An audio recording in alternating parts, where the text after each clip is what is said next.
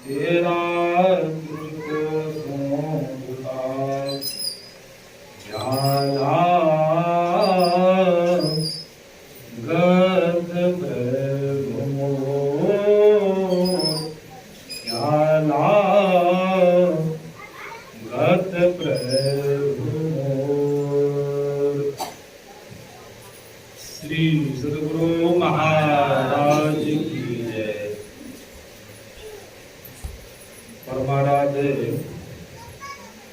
आराध्य जी की श्री जुगल चरणों में कोटि सह नमन। मंचासीन पूज्यपाद आचार्य स्वामी श्री पूर्ण चेतन जी महाराज की श्री जुगल चरणों में कोटि सह नमन। मंचासीन स्वामी विनय सागर जी महाराज, भरत बाबा, सत्संग उपस्थित धर्म प्रेमी माताओं एवं बहनों, सबों को मेरा नमन है। अभी हम लोग श्री रामचरितमानस से पाठ श्रवण किए। भगवान शिव और माता पार्वती के संवाद को सुने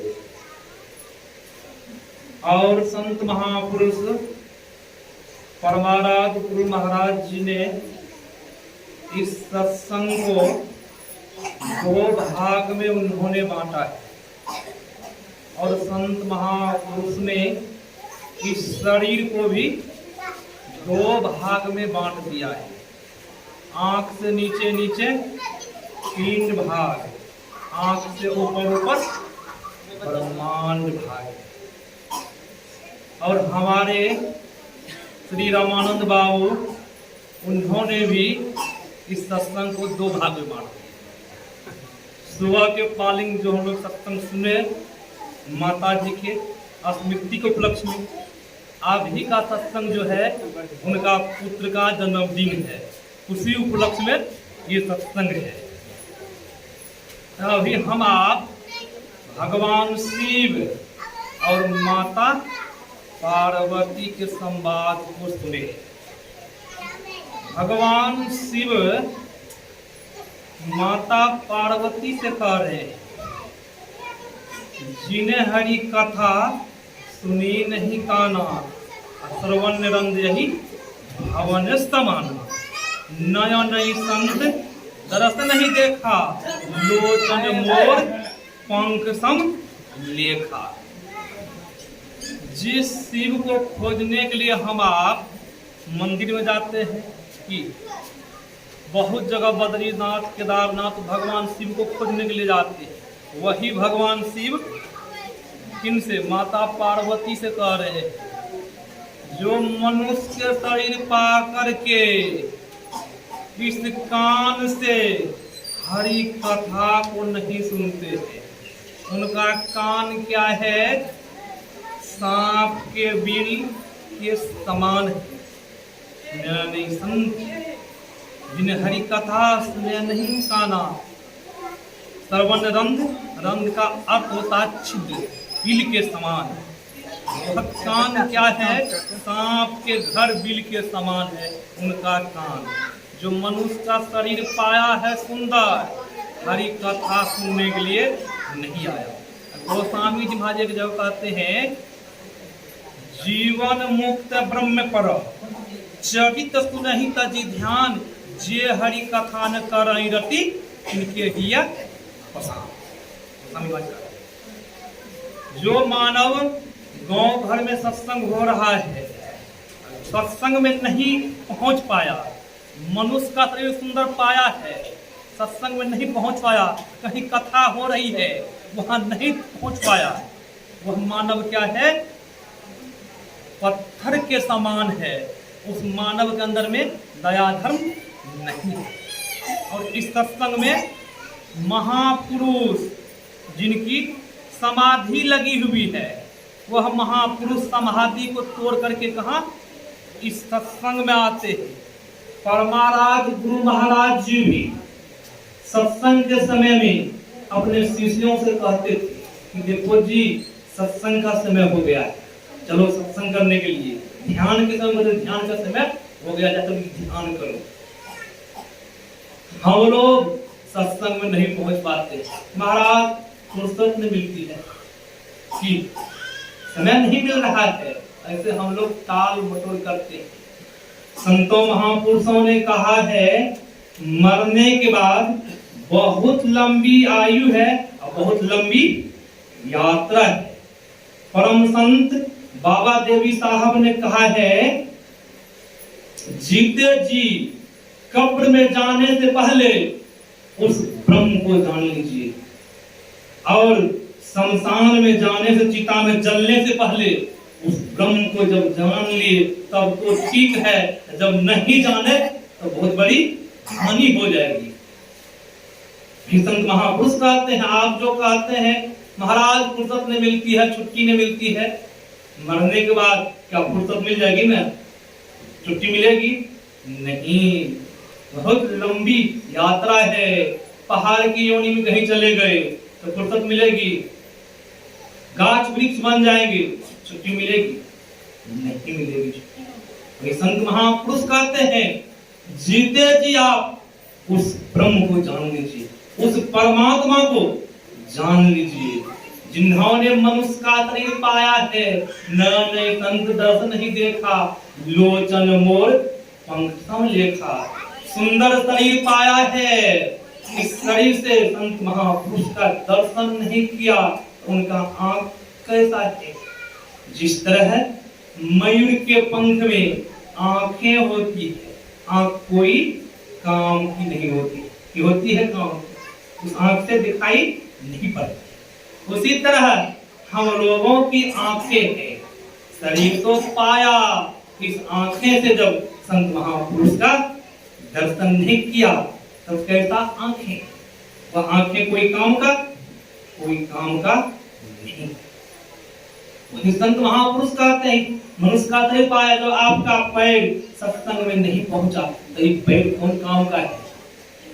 जब महाभारत का युद्ध खत्म हुआ तो भगवान श्री कृष्ण से अर्जुन कहते हैं, प्रभु मुझसे बहुत पाप हुआ है, आप ऐसा कीजिए, मुझे गंगा स्नान करवा दीजिए। भगवान श्री कृष्ण रथ लेते हैं और अर्जुन रथ पर सवार होते हैं, बैठते हैं। भगवान श्री कृष्ण सारथी है, रथ चलाने वाले, अर्जुन बैठते और चल देते हैं रथ को लेकर के गंगा स्नान करवाने के लिए। अर्जुन जंगल से गुजर रहे थे, भगवान श्री कृष्ण ने कहा, कुछ देर के लिए अर्जुन रुको, मैं जरा संत महापुरुष के दर्शन कर लेता हूँ, पुनः दर्शन करके आऊंगा तब पूरा फिर चलूंगा। भगवान श्री कृष्ण रथ को रोक देते हैं और संत महापुरुष के दर्शन करने के लिए चले गए। हम आप भगवान श्री कृष्ण संत महापुरुष के दर्शन करने के लिए जाते थे, हम लोग को दर्शन करने का मौका नहीं है कि है, बहुतों काम से फुर्सत नहीं मिलती है, कहते बहुत काम है। गांव समाज में संत महापुरुष आए हैं, हम लोग सत्संग में नहीं पहुंच पाते हैं। भगवान श्री कृष्ण नारायण जो इस संसार में आए, वह संत महापुरुष दर्शन करने के लिए गए। अब रथ को रोक करके भगवान श्री कृष्ण रथ पर उतरते हैं और संत महापुरुष के दर्शन करने के लिए चले जाते हैं। होता क्या है? परमात्मा की माया। होता क्या है? एक मोटा तगड़ा कुत्ता शमशान की तरफ से आ रहा है, एक कुत्ता मोटा तगड़ा गांव की तरफ से आ रहा है। दोनों की मुलाकात हो जाती है अर्जुन के रथ के पास। जो कुत्ता गांव से आ रहा था, वह कुत्ता पूछ देता है शमशान वाले कुत्ता से, क्या जी आज शमशान में कोई मुर्दा अल्लाह से नहीं आया? तब शमशान वाला कुत्ता ने कहा, भाई शमशान में तो बहुत मोटा तगड़ा लाश पड़ा हुआ है, मैंने जब खाने के लिए गया, पहले उनका पैर सूंघा, पैर से बदबू आ रही, मैंने पैर की तरफ से नहीं खाया। कभी इस पैर से सत्संग में नहीं गया था, धर्म काम में कभी वह नहीं गया था, उसके पैर से बदबू आ रही थी, पाप किया था उस पैर से, मैंने उस पैर की तरफ से नहीं खाया। मैंने फिर उनका हाथ की तरफ से मैंने सूंघा कि हाथ से कभी दान किया होगा तो मैं हाथ की तरफ से मैं खा लूंगा उनका मांस। जब हाथ को मैंने सूंघा तो हाथ से भी बदबू आ रही, मैंने हाथ का भी मांस नहीं खाया। फिर पुनः मैंने उनका कान को सूंघा कि कान की तरफ से मैं मांस खा लूंगा। कभी वह अपने कान से हरि कथा भजन नहीं सुना था, कान से भी बदबू दुर्गंध आ रही थी, मैं कान से भी मांस नहीं खाया। फिर मैंने उनका मुख को सूंघा, कभी मुंह से ग्रंथ पाठ नहीं किया था, नहीं सत्संग किया था, किसी को सही वचन नहीं कहा था, उसके मुंह से भी दुर्गंध बदबू आ रही, मैंने मुंह से भी मांस नहीं खाया, मैंने वहां से धोखा ही चल दिया। और मैंने जरा सा भी मांस उनका नहीं खाया, क्योंकि उनका शरीर कभी शुभ काम में अपना शरीर को लेकर के नहीं गया था। मैंने सोचा जब इनका मांस खा लूंगा, एक तो पहले मैं कैसा कर्म किया, मैं कुत्ता बना हूँ, फिर इनका मांस खा लूंगा, फिर कौन सा योनि में जाना पड़ेगा पता नहीं। और भाई सुनो, उस कुत्ता करे भाई सुनो, मैं तो इसी सोच कर उनका मांस नहीं खाया। और अर्जुन जैसे महामूर्ख भगवान श्री कृष्ण बैठे हैं रथ पर, ये कह रहे मुझे गंगा स्नान करवा दीजिए, ये महामूर्ख है, इनको जरा तक पता नहीं है। अर्जुन सब बातें तो सुन रहे थे, मनुष्य के भाषा में कुत्ता बोल रहे थे। जब अर्जुन ने सुना कि नारायण है, इनके चरण में गंगा बह रही है, इनके नाभि से गंगा निकली है, इनको जरा सा भी पता नहीं है अर्जुन को, कि कह रहे मैं गंगा स्नान करूंगा सब पाप को छुपाऊंगा। अर्जुन कहते महामूर्ख है, तो ये सब बातें सुनते हैं, कुत्ता की बातों को सुनते हैं। और जब उसी दरमियान में कुत्ता तो चला गया, भगवान श्री कृष्ण आए और भगवान श्री कृष्ण रथ पर बैठते कहते हैं भगवान कृष्ण चलो अर्जुन गंगा स्नान करवा देता हूँ।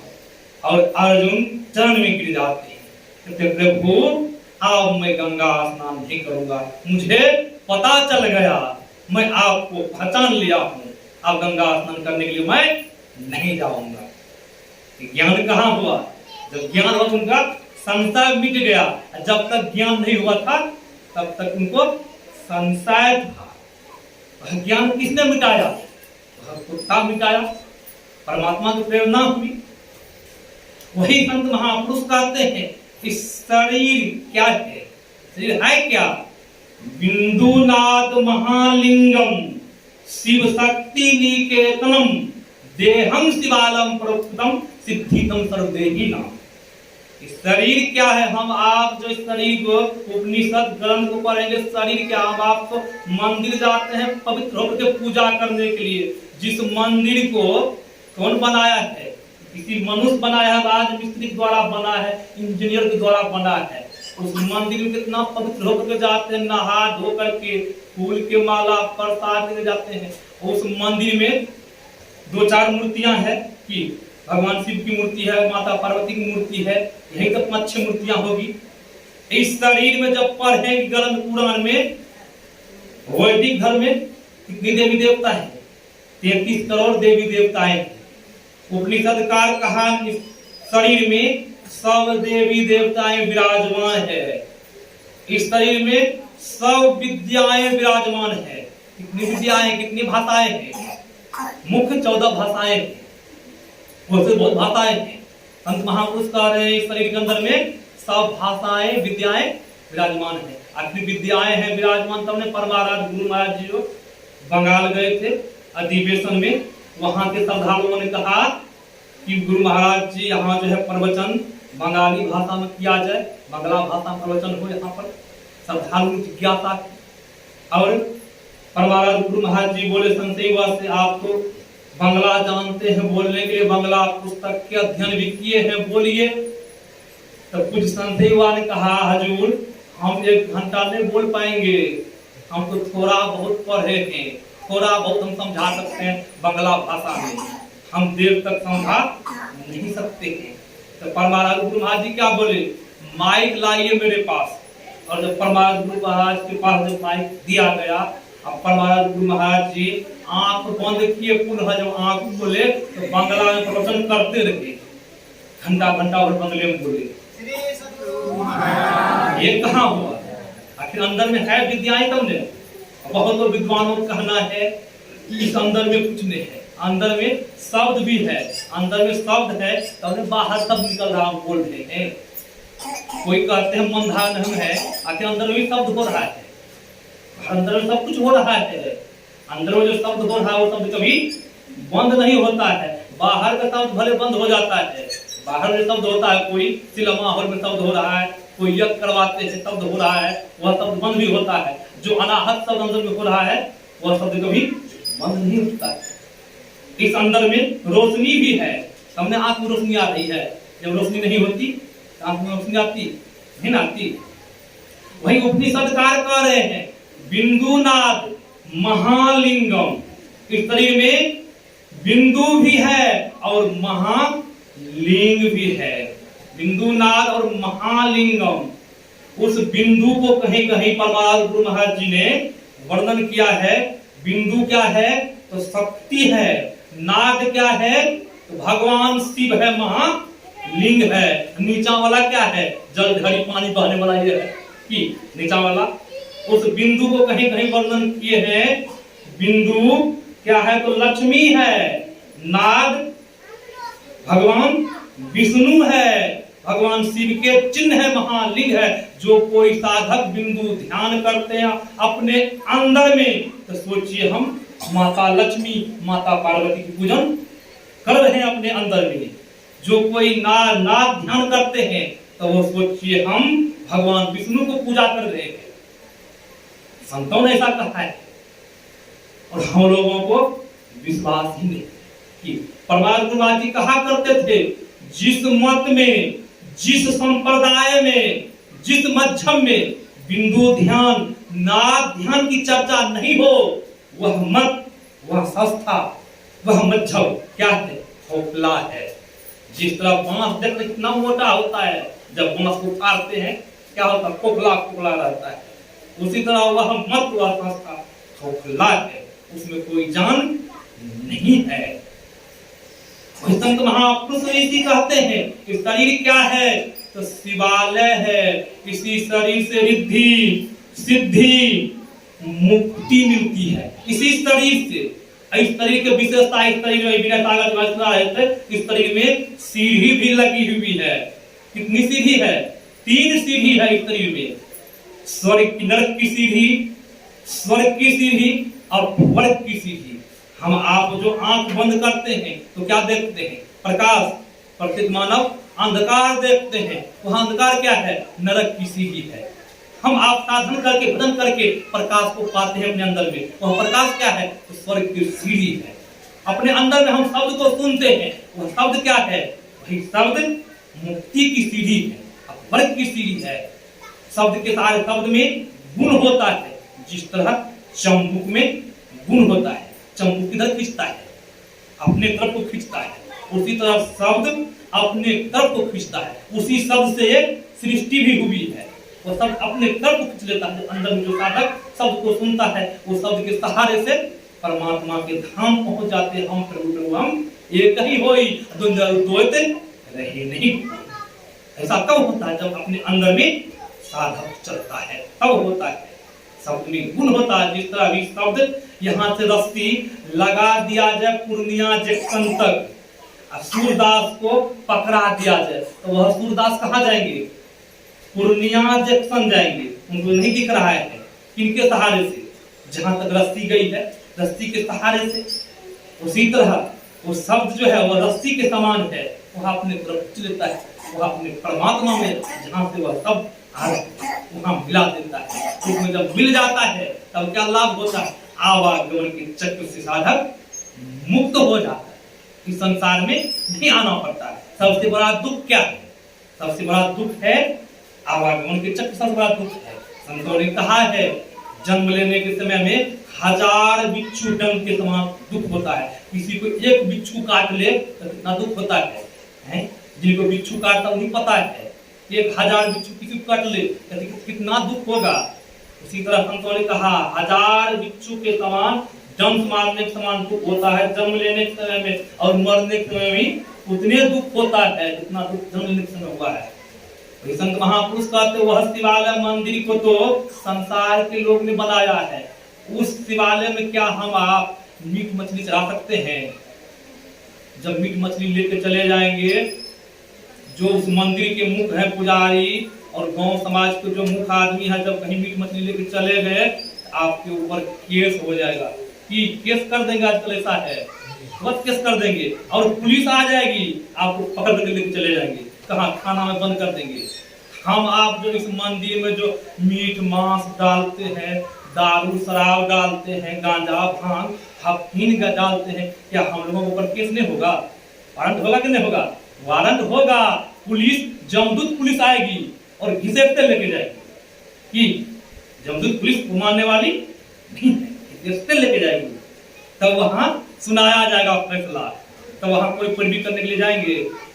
बेटा पोता नाती कोई नहीं जाएंगे। यहाँ तो भले पैरवी करके छोड़ा लेंगे इस थाना से, जेल से पैसा दे करके। वहां चाहे अमीर हो या गरीब हो, जो फैसला हुआ वह तो भोगना ही पड़ेगा। आपको नरक हो नरक भोगना ही पड़ेगा। जब कहीं आपको स्वर्ग हो गया तो स्वर्ग भोगना ही पड़ेगा। वहां कोई फैसला सिफारिश करने वाला नहीं है कि फलना बाबू छोड़ दीजिए, सिफारिश में कोई जाएंगे सिफारिश करने के लिए नहीं। वहां तो जिस तरह का कर्म बना है उस तरह का फल भोगना ही पड़ेगा। संत महापुरुष का मंदिर है, शिवालय है, उस मंदिर में हम बहुत कुछ चढ़ाते हैं, इस मंदिर में नहीं चढ़ाते। संतों ने कहा इसी मंदिर से आपको रिद्धि सिद्धि मुक्ति मिलेगी। तो फिर मुक्ति क्यों नहीं मिली, दर्शन क्यों नहीं हो रहा? जब इस मंदिर में सब देवी देवता है तो फिर दर्शन क्यों नहीं हो रहा है? इनका क्या कारण है? दर्शन होना चाहिए। दर्शन इसलिए नहीं हो रहा है, तुमने आंगन नहीं बुहारा, कैसे आएंगे भगवान, कैसे आएंगे भगवान। हम लोग देखते सुबह सुबह झाड़ू लगाते हैं आंगन में, शरीर भी आंगन है। झाड़ू क्या है? मंत्र जो मिला है वह झाड़ू है। तुमने झाड़ू नहीं लगाया, सफाई नहीं की, इसीलिए भगवान का दर्शन नहीं हो रहा। दर्शन तो होगा, हम देख लेंगे अपने अंदर में। जिन्होंने सफाई की है, जो साधक उनको दर्शन हुआ है, वह भले किसी को कहता नहीं हमको दर्शन हो रहा है, कि कहने के लिए नहीं कहा है। जब कह देंगे तो सब शक्ति छिन्न हो जाएगी। कि जो भी कुछ कमाए हैं, लोग देखते हैं धन कमाते हैं, पैसा कमाते हैं, छुपा कर रखते हैं, पति पत्नी भी छुपा कर रख लेते हैं कि पता नहीं लग जाए उनको। उसी तरह जिसने धन को कमाया, भक्ति रूपी धन, वो भी छुपा कर रखते हैं, किसी ने कहते हैं। बहुत तो भोले भाले भक्त है, सबके पास बोल देते हैं। तो क्या होता? महाराज पहले तो मैंने देख रहा था, अब नहीं देखता हूँ। अरे क्या देखेगा? तुमने शक्ति छीन कर दिया कि है कि नहीं? कमाया और शक्ति छीन कर दिया, बांट दिया, अब क्या देखेगा? तो पछताता महाराज हमसे बहुत बड़ी गलती हो गई, नहीं बोलना चाहिए। संतों ने कहा दीक्षा देने के समय बताया सब जो भी कुछ देखेंगे किसी को नहीं बताएंगे। तो किनको बताएंगे? जिन्होंने दीक्षा दिया है उनके पास कहेंगे, तब वह फिर आगे कुछ न कुछ बता देंगे करने के लिए। हम अब आम आदमी के पास बोलते, तब क्या हो रहा है? जो भी कुछ हम 10-5 रुपया कमाए हैं वह शक्ति छीन हो गई, हम तो बांट दिए। हम लोगों को कहा है किसी को नहीं शराब देना है, नहीं किसी को आशीर्वाद देना है।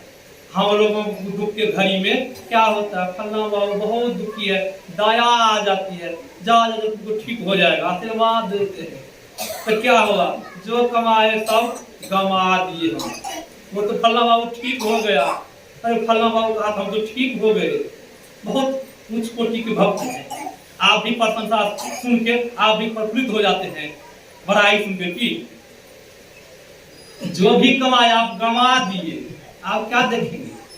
परमार गुरु महाराज जी कहते हैं जो आचार्य, आपको जब दया आ गई उस समय आप क्या करेंगे? किसी को दया आ गई करेंगे क्या?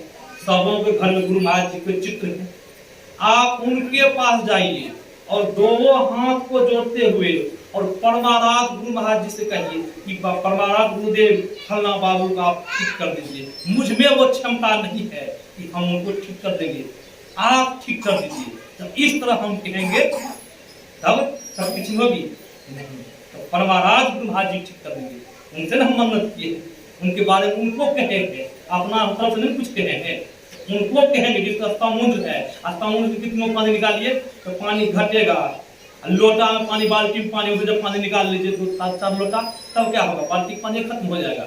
उसी समान हम लोग बाल्टी के समान है, थोड़ा पानी है और पानी जब निकाल ले तब क्या होगा?